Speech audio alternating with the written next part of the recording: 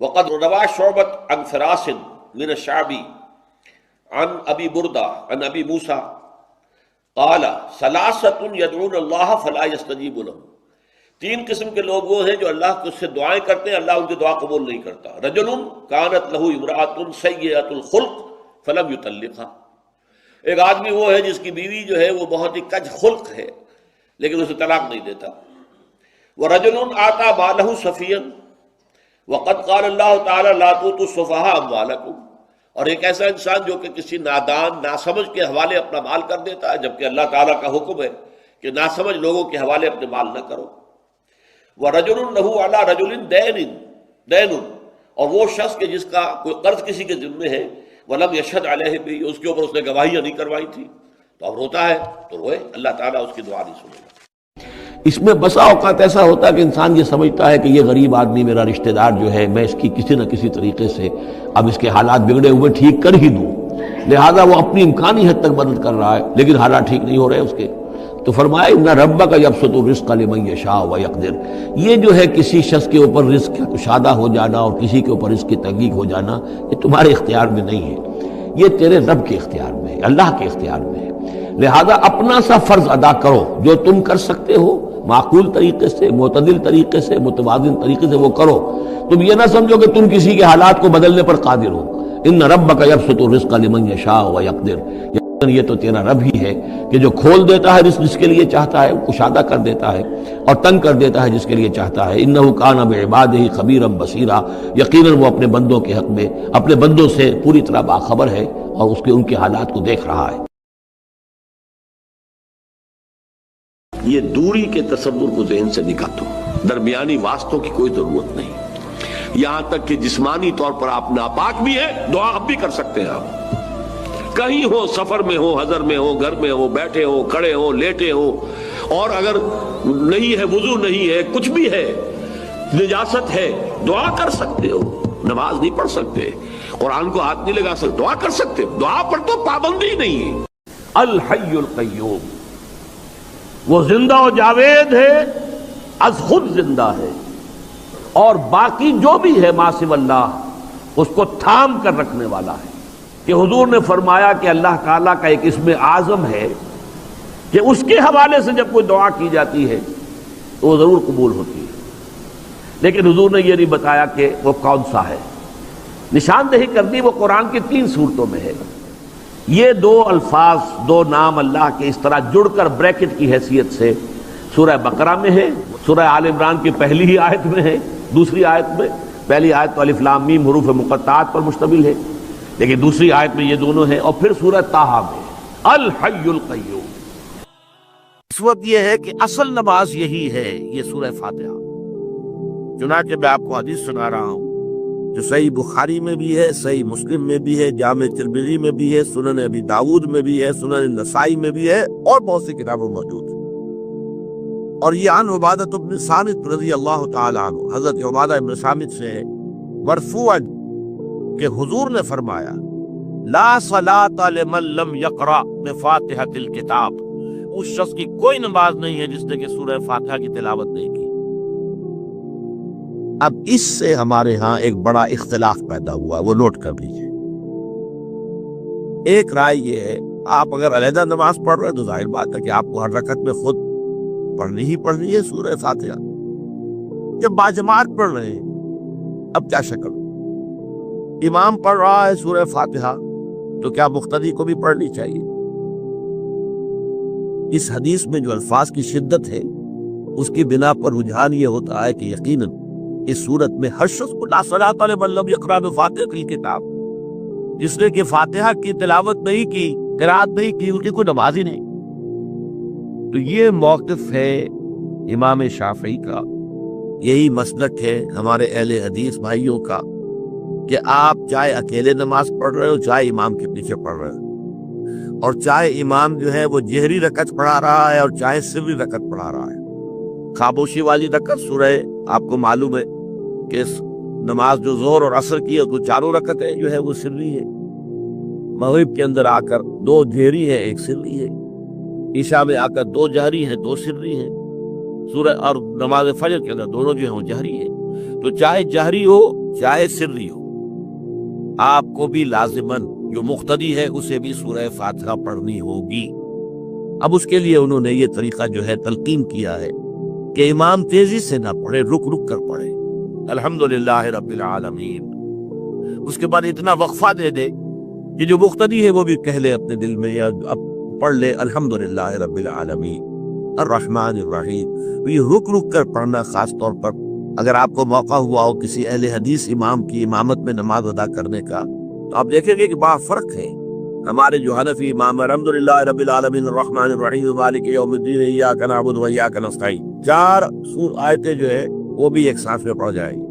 لیکن یہ کہ عام طور پر جو اہل حدیث حضرات ہیں وہ رک رک کر ٹھہر ٹھہر کر پڑھتے ہیں، ترتیل کے انداز میں پڑھتے ہیں۔ یا پھر دوسری شکل انہوں نے ایک اور کی ہے، یہ آپ سعودی عرب میں جب کبھی نماز پڑھیں گے اور آپ پڑھی ہو آپ نے، تو وہاں آپ دیکھیں گے کہ امام جو ہے وہ سورہ فاتحہ پڑھنے کے بعد کوئی 1 منٹ جو ہے خاموش رہتا ہے، تاکہ آپ اب جو مقتدی ہے وہ اس وقفے میں وہ اب سورہ فاتحہ پڑھ لیں، پھر وہ قرات کرے گا، کوئی اور آیات اس نے شامل کرنی ہے تو بعد میں شروع کرے گا، درمیان میں وقفہ ہو۔ لیکن ایک مسلک یہ، اور یہ مسلک جو ہے یہ در حقیقت قرآن مجید کی ایک آیت کے اوپر مبنی ہے۔ سورہ اعراف کے آخر میں فرمایا گیا وَإِذَا قُرِئَ الْقُرْآنُ فَاسْتَمِعُوا لَهُ وَأَنصِتُوا، جب قرآن پڑھا جا رہا ہو تو توجہ سے اسے سنو، خود خاموش رہو۔ اب یہ قرآن مجید کی آیت ہے، اس کے بنا پر ایک رائے یہ ہے کہ آپ امام کے پیچھے سورہ فاتحہ نہیں پڑھیں گے، پڑھا جا رہا ہے سنو، خود خاموش رہو۔ اور اس کے لیے وہ دلیل دیتے ہیں کہ یہ شکل ایک وفد کی سی ہے، جیسے کسی بڑی شخصیت کے پاس اگر آپ کا کوئی وفد جاتا ہے، 8-10 افراد ہیں، ان میں اسپوکس مین ایک ہوتا ہے، وہ بات کرتا ہے، باقی سب لوگ موجود رہتے ہیں، سنتے ہیں۔ اسی طریقے سے امام جو ہے وہ گویا کہ آپ کا نمائندہ ہے، اب وہ پڑھ رہا ہے الحمدللہ رب العالمین الرحمن الرحیم مالک یوم الدین، تو امام کی قرات ہی آپ کی بھی قرات ہو گئی، گویا کہ اس آیت سے، اس حدیث سے اختلاف نہیں ہے، اس کی تعبیر سے اختلاف ہے کہ امام کا قرات کر لینا در حقیقت مقتدیوں کی طرف سے بھی قرات ہے۔ اس میں جو حنفی مسلک ہے وہ بہت سخت ہے، اور وہ یہ ہے کہ چاہے سری نماز ہو اور چاہے جہری ہو، ہر کسی بھی حالت میں مقتدی جو ہے وہ سورہ فاتحہ نہیں پڑھے گا۔ اب اس میں ذرا سا سوال پیدا ہوتا ہے کہ جہری رکعت میں تو اس آیت کا اطلاق ہو جائے گا کہ وَإِذَا قُرِئَ الْقُرْآنُ فَاسْتَمِعُوا لَهُ وَأَنصِتُوا، سری میں تو اس آیت کا اطلاق نہیں ہوتا۔ بہرحال یہ مسلک ہے، امام شافعی کا ایک انتہا پر ہے، ہر صورت میں سری ہو یا جاری ہو آپ کو پڑھنی ہی پڑھنی ہے، اور امام ابو حنیفہ دوسری انتہا پر ہے کہ چاہے سری ہو چاہے جاری ہو کسی شکل میں نہیں پڑھنا۔ امام مالک کا مسلک ہے درمیان میں، اور میں اس میں کوئی جھجک محسوس نہیں کرتا کہ میں آپ کے سامنے عرض کر دوں کہ میں اس پر عمل پیرا ہوں۔ وہ کیا ہے؟ جہری نماز میں خاموش رہو اور سنو، اس آیت کا اطلاق ہو جائے گا جب بلند آواز سے پڑھ رہا ہے امام تو پوری توجہ، فَاسْتَمِعُوا لَهُ، اپنی پوری توجہ کو اس کے سننے کے اوپر مرکوز کر دو، خود خاموش رہو۔ سری رکعت میں البتہ جبکہ وہ بھی خاموشی سے پڑھ رہا، آپ بھی خاموشی سے پڑھو۔ بہرحال ان چیزوں میں میں نے یہ سب کوئی بیان کیا ہے تو اس سے جو میرا مقصود ہے وہ یہ ہے کہ معلوم ہو جائے کہ اس میں کوئی بڑی بنیادی بات نہیں ہے، نہ یہ کہ جو حنفی ہے وہ اس حدیث کا انکار کرتے ہوں کہ لا صلاۃ لمن لم یقرأ بفاتحۃ الکتاب، کیسے بھی انکار کریں گے، اور نہ ہی کوئی جو حنبلی ہے یا اہل حدیث ہے وہ قرآن کی اس آیت سے جو ہے وہ اختلاف کر سکتا ہے کہ اذا قرئ القرآن فاستمعوا له وانصتوا، لیکن یہ کہ اس کے پھر اس سے جو احکام کا استنباط ہے اس میں اختلاف ہو جاتا ہے، تو اس کو نہیں سمجھنا چاہیے کہ یہ کوئی بہت بڑی اہمیت والی بات ہے۔ بات کہ جو فرض نماز ہے اصل اہمیت اس کی ہمارے ہاں عام طور پر مذہبی حلقوں میں اور خاص طور پر جو ذرا متصوفانہ انداز کے رنگ کے لوگ ہوتے ہیں وہ فرض کو تو بس ایسے ہی ادا کر لیتے ہیں، جیسے بس اس کی کوئی اہمیت نہیں ہے، بلکہ بعض لوگ وہ بھی ہیں کہ جو فرض کو تب کر دیتے ہیں، نوافل پر سارا زور ہے، صرف رات کی نماز پر زور دیا جا رہا ہے، فرض نمازوں یہ ہم نے دیکھی ہے، ایسے لوگ بالفعل دیکھ رہے ہیں۔ یہ تمام چیزیں جو ہیں در حقیقت اس پھر راہ نبوت سے انسان کو ہٹا دینے والی. فرض کتنا فرض، نفل کتنا نفل. نوافل کے بارے میں جو ہے شریعت سے ثابت ہے، اور تہجد بھی نافلۃ لک، حضور کے لیے تو لازم تھی، باقی کے لیے لازم نہیں ہے. جو قیام اللیل شروع میں تھا وہ لازم نہیں ہے. ہاں رمضان مبارک میں اس کی تشویق ہے، ترغیب ہے. وہ خاص ایک مہینہ ہے، اس میں دن میں کھانا پینا جو ہے وہ حرام کیا گیا، تو رات کو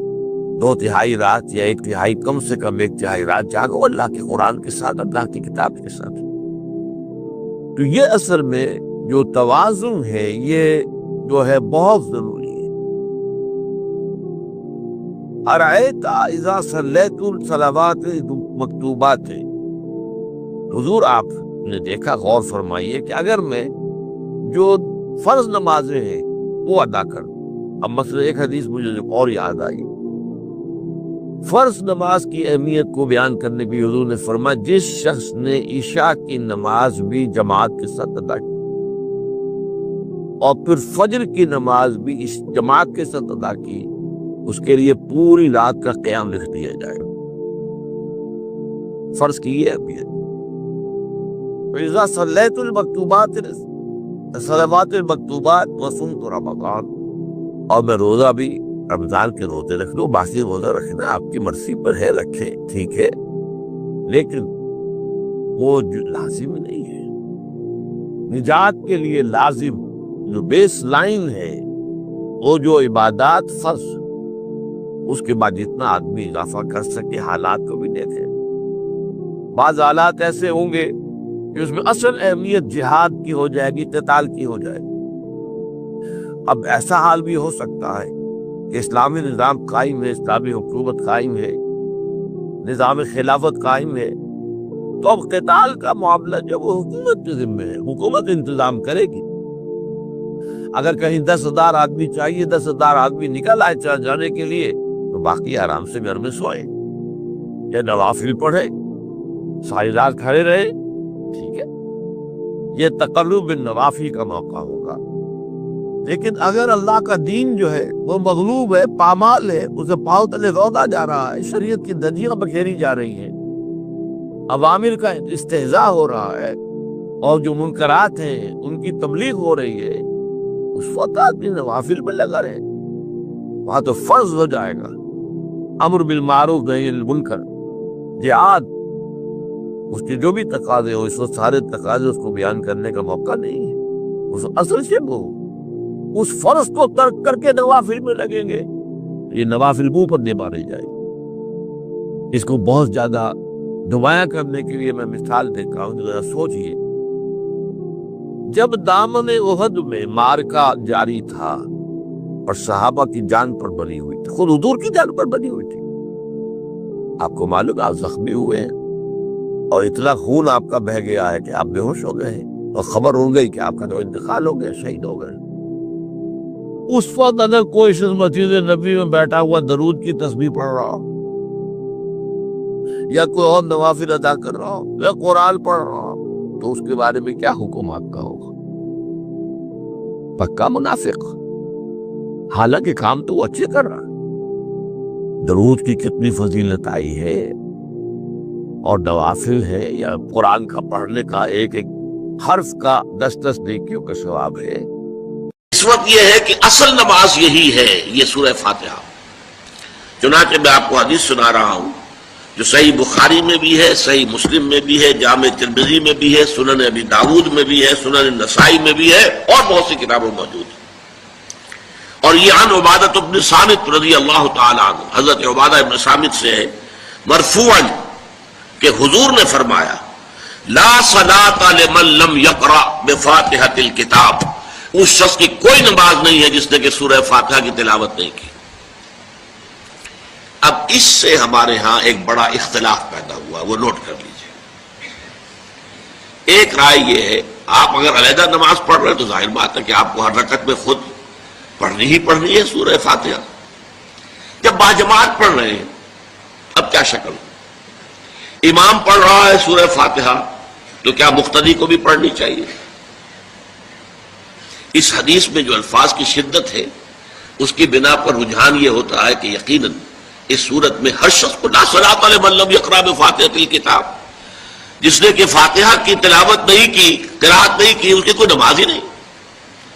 تو یہ موقف ہے امام شافعی کا، یہی مسلک ہے ہمارے اہل حدیث بھائیوں کا کہ آپ چاہے اکیلے نماز پڑھ رہے ہو، چاہے امام کے پیچھے پڑھ رہے ہو، اور چاہے امام جو ہے وہ جہری رکعت پڑھا رہا ہے اور چاہے سری رکعت پڑھا رہا ہے۔ خاموشی والی رکعت سورہ آپ کو معلوم ہے کہ نماز جو ظہر اور عصر کی ہے تو چاروں رکعتیں جو ہے وہ سری ہے، مغرب کے اندر آ کر دو جہری ہیں ایک سری ہے، عشاء میں آ کر دو جہری ہیں دو سری ہیں، سورہ اور نماز فجر کے اندر دونوں جو ہیں وہ جہری ہیں۔ تو چاہے جہری ہو چاہے سری ہو، آپ کو بھی لازماً جو مقتدی ہے اسے بھی سورہ فاتحہ پڑھنی ہوگی۔ اب اس کے لیے انہوں نے یہ طریقہ جو ہے تلقین کیا ہے کہ امام تیزی سے نہ پڑھے، رک رک کر پڑھے، الحمدللہ رب العالمین، اس کے بعد اتنا وقفہ دے دے کہ جو مقتدی ہے وہ بھی کہہ لے اپنے دل میں یا پڑھ لے الحمدللہ رب العالمین الرحمن الرحیم۔ تو یہ رک رک کر پڑھنا، خاص طور پر اگر آپ کو موقع ہوا ہو کسی اہل حدیث امام کی امامت میں نماز ادا کرنے کا، تو آپ دیکھیں گے کہ بڑا فرق ہے۔ ہمارے جو حنفی امام الحمدللہ رب العالمین الرحمن الرحیم مالک یوم الدین ایاک نعبد و ایاک نستعین، چار آیتیں جو ہیں وہ بھی ایک ساتھ میں پڑھ جائیں گی، لیکن یہ کہ عام طور پر جو اہل حدیث حضرات ہیں وہ رک رک کر ٹھہر ٹھہر کر پڑھتے ہیں، ترتیل کے انداز میں پڑھتے ہیں۔ یا پھر دوسری شکل انہوں نے ایک اور کی ہے، یہ آپ سعودی عرب میں جب کبھی نماز پڑھیں گے اور آپ پڑھی ہو آپ نے، تو وہاں آپ دیکھیں گے کہ امام جو ہے وہ سورہ فاتحہ پڑھنے کے بعد کوئی ایک منٹ جو ہے خاموش رہتا ہے، تاکہ آپ اب جو مقتدی ہیں وہ اس وقفے میں وہ اب سورہ فاتحہ پڑھ لیں، پھر وہ قرات کرے گا، کوئی اور آیات اس نے شامل کرنی ہے تو بعد میں شروع کرے گا، درمیان میں وقفہ ہوگا۔ لیکن ایک مسلک یہ ہے، اور یہ مسلک جو ہے یہ در حقیقت قرآن مجید کی ایک آیت کے اوپر مبنی ہے۔ سورہ اعراف کے آخر میں فرمایا گیا وَإِذَا قُرِئَ الْقُرْآنُ فَاسْتَمِعُوا لَهُ وَأَنصِتُوا، جب قرآن پڑھا جا رہا ہو تو توجہ سے اسے سنو، خود خاموش رہو۔ اب یہ قرآن مجید کی آیت ہے، اس کے بنا پر ایک رائے یہ ہے کہ آپ امام کے پیچھے سورہ فاتحہ نہیں پڑھیں گے، پڑھا جا رہا ہے سنو اس کو، خود خاموش رہو۔ اور اس کے لیے وہ دلیل دیتے ہیں کہ یہ شکل ایک وفد کی سی ہے، جیسے کسی بڑی شخصیت کے پاس اگر آپ کا کوئی وفد جاتا ہے، 8-10 افراد ہیں،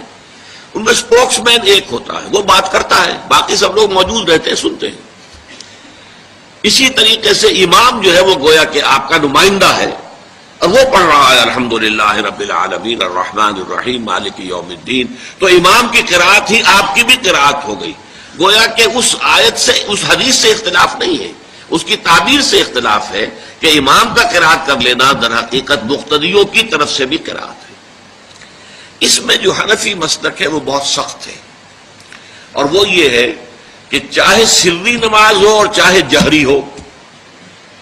ہر کسی بھی حالت میں مقتدی جو ہے وہ سورہ فاتحہ نہیں پڑھے گا۔ اب اس میں ذرا سا سوال پیدا ہوتا ہے کہ جہری رکعت میں تو اس آیت کا اطلاق ہو جائے گا کہ وَإِذَا قُرِئَ الْقُرْآنُ فَاسْتَمِعُوا لَهُ وَأَنصِتُوا، سری میں تو اس آیت کا اطلاق نہیں ہوتا۔ بہرحال یہ مسلک ہے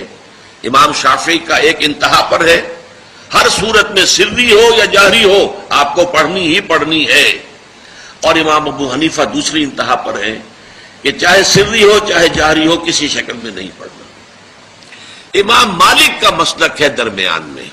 اور میں اس میں کوئی جھجک محسوس نہیں کرتا کہ میں آپ کے سامنے عرض کر دوں کہ میں اس پر عمل پیرا ہوں۔ وہ کیا ہے؟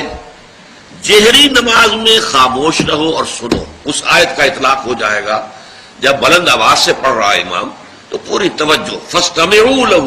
اپنی پوری توجہ کو اس کے سننے کے اوپر مرکوز کر دو اور خود خاموش رہو۔ سری رکعت میں البتہ جبکہ وہ بھی خاموشی سے پڑھ رہا ہے، آپ بھی خاموشی سے پڑھ رہے ہیں۔ بہرحال ان چیزوں میں میں نے یہ سب کو بیان کیا ہے تو اس سے جو میرا مقصود ہے وہ یہ ہے کہ معلوم ہو جائے کہ اس میں کوئی بڑی بنیادی بات نہیں ہے، نہ یہ کہ جو حنفی ہیں وہ اس حدیث کا انکار کرتے ہوں، کہ لا صلاۃ لمن لم یقرأ بفاتحۃ الکتاب.